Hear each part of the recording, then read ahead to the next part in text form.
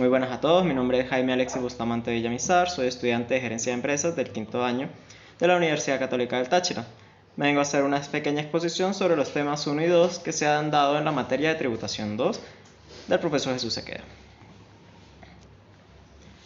La tributación y su importancia. La tributación siempre es muy importante. ¿Qué es lo que sucede? Son recursos que recibe el Estado por parte de todas las personas que generan riqueza para el Estado así mantener, mejorar y hacer una redistribución de las riquezas que las personas van generando. ¿Qué sucede? Los tributos se recolectan, se utilizan para construir unas carreteras, las cuales las empresas van a utilizar para poder aumentar su producción. Se crean puertos, aeropuertos, de tal forma de que el Estado no solamente se encarga en la parte social, sino también se encarga en la parte económica de la nación. Por eso la tributación es muy importante.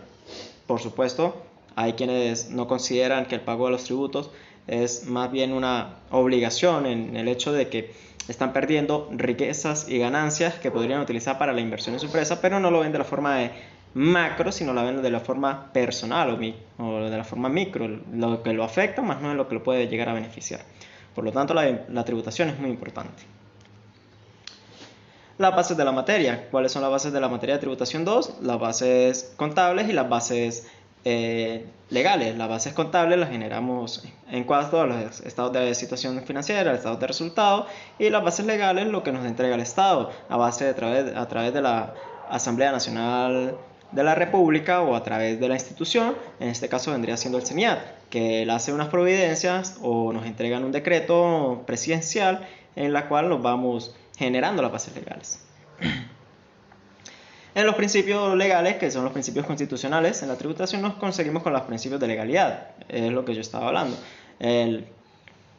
Se crea la Asamblea Nacional, crea una ley, que es la ley sobre el impuesto, y nosotros nos debemos regir en base a esta ley. Por lo siguiente, tenemos el principio de generalidad, que quiere decir que todas las personas estamos en igualdad de condiciones para ayudar a mantener los gastos del Estado. Es decir, la ley está cubriendo, generaliza a todos sin importar a nadie. El principio de progresividad, que no es más que el otro de si una persona gana ingresos mínimos va a tener un impuesto menor. Si una persona obtiene ingresos de muy alto nivel va a tener que pagar mucho más.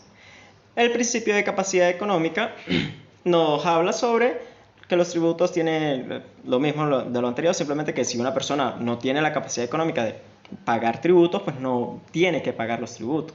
Si no tiene la capacidad, no paga. Si no está generando riquezas, no tiene por qué pagar una tributación que no está generando. El impuesto como tal es una generación de la riqueza y un pago de la riqueza. El principio de igualdad, todos somos iguales ante la ley. Esto quiere decir que nuestra formación, no importa el credo, no importa la raza, no importa el color, no importa la tendencia sexual, todos somos iguales ante la ley. En un principio de justicia tenemos que el sistema tributario mantiene la conformación, o sea, ellos son los que imponen y ellos son los que imparten la justicia. Y no confiscacionalidad, es decir, que no van a confiscar los bienes simplemente por no tener o por no haber generado la riqueza. Todos tenemos derecho a no generar riqueza, simplemente mantener nuestros bienes. No por eso nos tienen que venir a eliminar o a quitarnos nuestros recursos simplemente por no estar generando una riqueza. En esto también vamos a hablar sobre los estados financieros, el impuesto sobre la renta y otras formas de la tributación. ¿Y qué son los estados financieros? Nada más que son la información que nos genera la empresa como tal. ¿Qué información nos puede generar la empresa? En el estado de situación financiera, ¿qué es el estado de situación financiera? El estado de situación financiera nos muestra qué es lo que tiene la empresa, nos muestra los activos y los pasivos de la empresa. ¿Qué quiere decir? También nos muestra también el patrimonio o el capital como se conoce comúnmente. Nos muestra, son cuentas reales, son cuentas que se mantienen en el tiempo, hay que tener en diferencia de una cosa, son cuentas nominales y cuentas reales. Las cuentas reales siempre se van a mantener porque van en el estado de situación financiera de la empresa. Nos dice en cierta forma si la empresa se mantiene o no se mantiene. Por otro lado, el estado de resultados o estado de ganancias y pérdidas. que es un estado que se genera una vez por año. Nos muestra si el flujo de la empresa durante ese año, el comportamiento de la empresa durante ese año, si hubo utilidad o si hubo pérdida. Esto se ve reflejado después en el estado de situación financiera de la empresa, más el estado de resultados va más allá en cuanto a material, en cuanto a los materiales, en cuanto a la producción. En cambio, el estado de situación financiera no se encarga de eso, sino se encarga de lo final como tal. Tenemos el otro estado, que es el estado de flujo de efectivo. En este estado nos permite ver cuál fue el movimiento de efectivo durante un periodo de tiempo, cuál es el movimiento de efectivo en todos los sentidos, porque el efectivo puede llegar en forma de dinero, puede llegar en forma de cheques o puede llegar en forma de cuentas por cobrar. Entonces en esto se muestra el estado de flujo efectivo. Y por otro, el estado de movimiento de cuenta de patrimonio, que quiere decir el aumento de capital, el aumento de no capital y cosas por el estilo. El aumento de capital, la creación de acciones, o la venta de acciones dentro de los mismos accionistas, algo muy similar dentro de la formación como tal, o la vida dentro de la empresa. ¿Qué es el impuesto sobre la renta? El impuesto sobre la renta es el tributo, la carga que nos impone el Estado sobre la ganancia o utilidad que mantuvo una empresa en un cierto periodo de tiempo, es decir, en un periodo de tiempo de un año. No es un cierto periodo, es un periodo específico, es el periodo de un año. El impuesto sobre la renta es eso, nada más que un impuesto sobre la ganancia, la rentabilidad que tuvo la empresa. Y para poder hablar sobre el impuesto sobre la renta debemos diferenciar una cosa. Existen dos personas, persona natural y persona jurídica, que pueden pagar impuestos sobre la renta. La persona natural somos todos nosotros. Eres tú que estás viendo este video y soy yo que lo estoy realizando. ¿Qué sucede? Una persona natural tiene ciertas ventajas y ciertas desventajas que se va conformando según va pasando el tiempo de actividad. Una persona natural no necesariamente tiene que tener una actividad económica en cuanto genere, qué sé yo, una fábrica. Una persona natural solamente puede ser un empleado o puede ser un consultor. En cambio, una persona jurídica es una persona que se conforma por dos personas se reúnen, deciden formar una sociedad, cada una coloca un aporte de capital y se crea una tercera persona, que es la persona jurídica. Esta persona jurídica tiene una cédula, se le da una identidad, el Estado la reconoce. No la reconoce como una persona natural, sino la reconoce como una persona jurídica, la cual sus accionistas, que son los que aportaron ese capital para la creación de la empresa, conforman una junta directiva que está separada de la junta de accionistas. Los accionistas no tienen nada que ver dentro de la junta directiva. La junta directiva se encarga de que la empresa o la entidad que se creó avance y se proyecte hacia el futuro. La junta de accionistas lo único que se encarga es de supervisar que la junta directiva mantenga los resultados, mantenga el aumento de capital que se requiere o si se llega a alguna disminución de capital, pues la junta de accionistas cambia la junta directiva, crea una nueva junta directiva. Para eso esa es la gran diferencia entre una persona natural y una persona jurídica. La persona jurídica es creada por dos o más personas para crear una persona nueva que nace en el Código de Comercio, en el comercio. ¿Cuáles son los tipos de contribuyentes? Existen varios tipos de contribuyentes. Entre ellos nos encontramos los primeros, los contribuyentes formales. ¿Quiénes son los contribuyentes formales? Son todas aquellas personas que venden productos que están exentos de pagar el impuesto al valor agregado. ¿Qué es el impuesto al valor agregado? El impuesto al valor agregado es un impuesto que el Estado impone o coloca a todos los productos dentro del nivel nacional. Ese impuesto es un porcentaje específico, no cambia, o muchas veces no cambia, a no ser de que se cree una providencia administrativa. ¿Qué quiere decir? Anteriormente el impuesto era de 12%, actualmente es de 16%. Todo producto o todo servicio que se vende bajo facturación fiscal debe de tener ese aumento. Y los contribuyentes formales no tienen este aumento extra del Estado. ¿Por qué razón? Son personas o son entidades que están prestando o creando productos de primera necesidad, de la cual tal como la medicina, tal como la agricultura, son productos de primera necesidad. Si aumentáramos al 16% esos costos, las personas que no pueden generar las personas que no pueden generar muchos ingresos no verían acceso a estos productos y por tanto el Estado los crea como contribuyentes formales. Después de esto siguen los contribuyentes ordinarios, aquellos que venden productos gravables. Pueden vender productos como con impuesto al valor agregado o sin impuesto al valor agregado, y puede ser cualquier persona, puede ser una entidad jurídica, tal sé yo, una empresa como de productos de supermercado, o puede ser una persona natural que está ofreciendo un servicio, como un taxi. Lo otro nos encontramos los contribuyentes especiales. Son los contribuyentes a los que la mayoría de las personas tienen miedo. Un contribuyente especial puede ser un contribuyente natural o un contribuyente jurídico. ¿Cuál es la diferencia? El Estado, bajo una cierta providencia administrativa, te nombra a una persona, un contribuyente especial. El contribuyente especial tiene una misión. La misión es retener o contener el impuesto al valor agregado de sus proveedores. Es decir, si una empresa se vuelve contribuyente especial, la misma providencia administrativa le va a decir cuál va a ser el porcentaje de retención del impuesto al valor agregado a sus proveedores. Es muy fácil de hacer, es muy fácil de decirlo, pero tengamos en cuenta de que aparte de tener que hacer el pago del impuesto al valor agregado que tú vendes, que tú recibes al momento de vender un producto, también tendrás que hacer el pago del impuesto al valor agregado de tus proveedores en un porcentaje, muchas veces es el 100%, dependiendo de la providencia administrativa, del cual es el porcentaje, puede ser del 50% de retención, es decir, se crea una carta especial, un documento especial en el cual se le informa al proveedor que ese impuesto, ese porcentaje tendrá que ser retenido ya que somos contribuyentes especiales. Y el otro porcentaje, ese proveedor deberá de hacerla el pago al CENIA directamente. Mientras que yo me encargo de una parte o me encargo de todo según la providencia administrativa, el proveedor tendrá que pagar una parte, o si no ha sido, si ha sido retenido todo el impuesto al valor agregado, ese contribuyente pues simplemente tiene que pasar la carta, la información que yo como contribuyente especial, en este caso, debo entregarte, porque es obviamente una facturación, cada quien debe tener sus pagos y sus papeles al día para poder demostrar ante el CENIA dónde está el dinero que se está generando para este.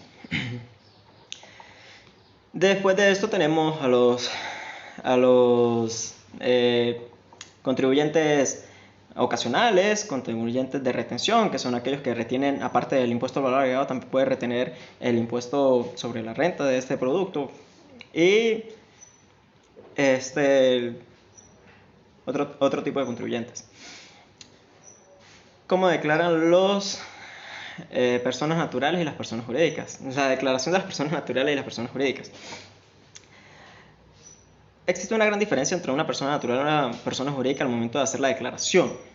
¿Qué sucede? La persona natural puede agregar, para poder disminuir su carga tributaria, agrega a varias personas que son de su forma de su núcleo familiar. ¿Qué quiere decir? Una persona natural puede agregar hasta 3 personas como carga familiar, que es decir, sus hijos o su esposa, de tal forma de que disminuya la carga tributaria. Y las personas jurídicas tienen otras formas de deducciones en cuanto a la carga tributaria, mientras que las personas naturales meten cargas familiares, cargas de estudio, tienen muchas formas de disminuir la carga tributaria. Las personas jurídicas tienen otras formas de disminuir la carga tributaria, solamente que esta vez en base a la providencia que da el CENIA. Y después de esto tenemos que hablar de los tipos de declaraciones. ¿Cuáles son los tipos de declaraciones que existen del impuesto sobre la renta? Son 3. Uno es la declaración definitiva. ¿Qué es la declaración definitiva como tal? Es la declaración inicial que realizamos nosotros ante el CENIAT, ante la página del CENIAT, bien sea como persona natural o como persona jurídica. En esta declaración decimos que obtuvimos tantos ingresos, tantos egresos, y de esta forma tenemos que pagar este impuesto, un impuesto en específico. La otra forma de hacer la declaración es la declaración sustitutiva. La declaración sustitutiva se realiza de tal forma de que la persona que está haciendo la declaración se da cuenta que obtuvo algunos errores o obtuvo un solo error en su declaración. Es decir, hizo un pago mal, tiene que pagar más, o si hizo un pago de más, es muy difícil. No es que no se pueda, si se puede conseguir ese dinero o se guarda como un seguro para el siguiente pago para disminuir el pago del impuesto sobre la renta. En la declaración sustitutiva tiene que ir la información real de la empresa. Es decir, en la declaración de la empresa, en la declaración sustitutiva, no, en la declaración del impuesto sobre la renta debe ir la información real de la empresa, porque tengamos en cuenta de que estamos en una forma de estamos declarando tributos al Estado y el Estado quiere la información real. El Estado no quiere que tú como empresa le evadas impuestos. Y por otro existe la declaración sustitutiva por fiscalización. ¿Cuál es esta? Si generalmente una declaración sustitutiva se hace porque tú conseguiste un error, tú como declarante del impuesto sobre la renta, conseguiste un error después de enviar la declaración, pero no te das cuenta de ello y por tanto no has hecho una corrección a esta declaración, si el Estado te hace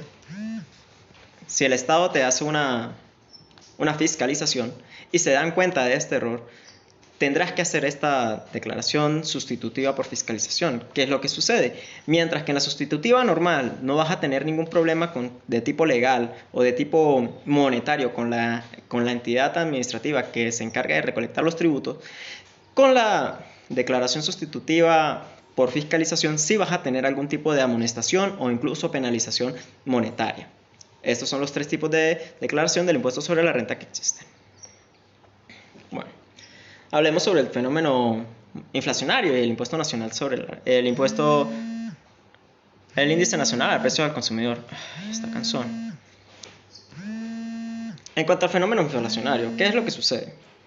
En un estado común y corriente, la economía actualmente, existen varios tipos de inflacionarios.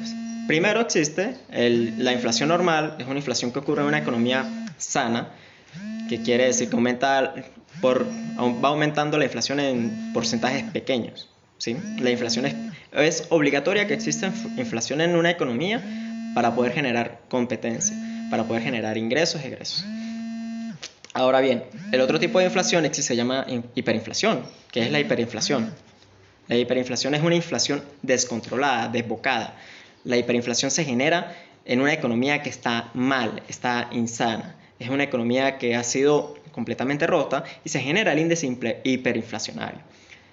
Esto genera que la competitividad, que la creación de riquezas se vea afectada. Entonces, mientras que la inflación es buena para una economía, en excesos es mala. La inflación en excesos es mala. Si los precios varían poco o nada de un mes a otro, estamos en una economía sana. Si los precios varían mucho de un mes a otro, estamos en una economía que hay que revisar. Y otro tipo de inflación que se conoce es la deflación. Es todo lo contrario a la hiperinflación o la inflación. ¿Qué quiere decir deflación? La deflación es nada más que la disminución de los precios. Estamos en una economía sana y de hecho estamos en una economía insana, en este punto. ¿Cómo podemos dar un ejemplo de la deflación? El petróleo. Hace unos meses observamos que el barril del petróleo, que ya pasó la moto, el barril de petróleo vio afectado su precio. Pasó de $60 a incluso valer $1 por barril de petróleo. ¿Qué sucede? Las economías mundiales estaban paradas. Estamos en un proceso de pandemia que todavía no ha terminado. La economía se paró, por tanto, había mucha oferta, pero nada de demanda. Los que querían el petróleo ya no querían más porque sus índices, sus stocks, sus inventarios estaban llenos. Por tanto, el ofertante quería salir de ese petróleo urgente. ¿Qué tuvo que hacer? Disminuir el precio. Pero esto, por supuesto, es muy malo para la economía porque el productor va a dejar de ganar, incluso va a tener que meterle dinero a su empresa para de esta forma poder mantener su producción. ¿Sí? Y el otro tema inflacionario que también existe, que también es muy malo, se llama la estanflación. La estanflación es no aumenta ni disminuye los precios, se mantienen estables. Pero esto genera una cierta debate entre los matemáticos. Por supuesto, no tengo que, entre los matemáticos o entre los financieros, no tengo que meterme en esto.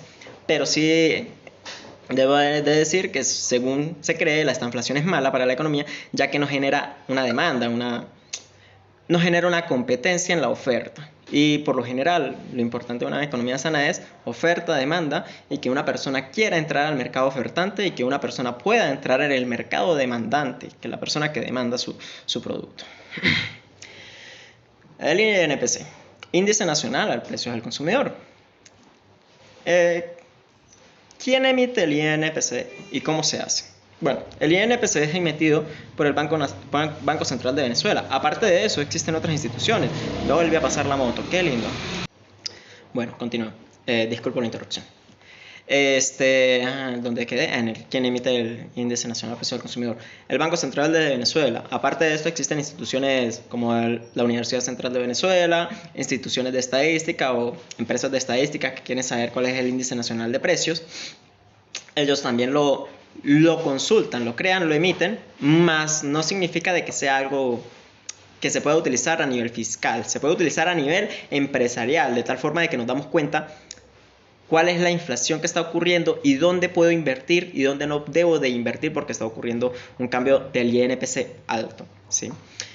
¿Cuál es la base para calcular el índice nacional al precio del consumidor? La base se considera en base 100. En base 100 en el año 2007, que dice la ley. La ley dice que el Banco Central de Venezuela debe de actualizar cada 10 años esta base, reiniciando la base 100. ¿Por qué base 100? Muchos se preguntarán. La base 100 se da por el aumento inflacionario o porque si tú quieres revisar años anteriores, tendrás que también revisarlo. Entonces, si comienzas en 100, sabes que el año 2007 comenzó en 100, el año 2008 comenzó en 99, o el mes de diciembre del 2008 comenzó en 99, ¿sí? Y así va disminuyendo. Entonces, hacia adelante va aumentando, hacia atrás va disminuyendo y por eso debe comenzar en base 100. ¿Qué es el IPC? El IPC, el índice de precio al consumidor, es un índice que se utilizaba solamente en el área metropolitana de Caracas. Por lo general, siempre se utilizaba, antes de crearse el INPC, se utilizaba el IPC para toda el área, todo el país, toda la nación. Pero el INPC abarca los datos de toda la nación, mientras que el IPC abarca solamente los datos en el área metropolitana de Caracas. El IPC no es utilizado en forma tributaria, pero sí es utilizado por los empresarios que hacen vida en la ciudad capital para saber cuáles son los cálculos y los precios que se tienen que sobre los cálculos y precios que se deben de cuadrar en esa capital para generar negocios, ¿sí? ¿Cuál es la utilidad del indicador? Bueno, me sirve saber qué ha aumentado, en qué obtuve ganancia, en qué obtuve pérdida, en el sentido de la plusvalía que genera esto. ¿Y cuál es el indicador oficial? El indicador oficial es el que emite el Banco Central de Venezuela. El Instituto Nacional de Estadística se supone que debería de realizar la recolección de datos y el Banco Central de Venezuela es el ente encargado de publicar estos datos. Partidas monetarias y no monetarias. Bueno, ¿qué son las partidas monetarias y no monetarias? Las partidas monetarias son las que emiten dinero físico, es decir, un billete de 10 bolívares. Un billete de 10 bolívares es una partida monetaria porque no pierde su valor inicial. Sí pierde su poder adquisitivo, más no pierde el valor inicial. Un billete de 10 bolívares será un billete de 10 bolívares hoy y dentro de 3 años, a no ser de que se realice una reconversión monetaria, ahí se pierde. Pero de resto, si no se hace una reconversión monetaria, así este billete pierda poder adquisitivo, seguirá siendo el billete de 10 bolívares. Por eso se conoce como partida monetaria. Y partidas monetarias existen varias en este sentido, ¿no? Y las partidas no monetarias son propiedad, planta y equipo, son cosas me tranqué. Se les genera un aumento, en su entorno, en su valor. Por eso se les llama partidas no monetarias, porque no cambian el valor conforme aumenta la inflación, ¿sí? O conforme aumenta el índice nacional de precios, las partidas no monetarias deben cambiar su valor porque estas son las utilizadas en el índice nacional de precios del consumidor para hacer el cambio, para hacer la cédula fiscal. ¿Y qué es una cédula fiscal? La cédula fiscal es una forma, unas fórmulas matemáticas que se realizan para saber cuál es el valor de aumento real de una máquina, por ejemplo.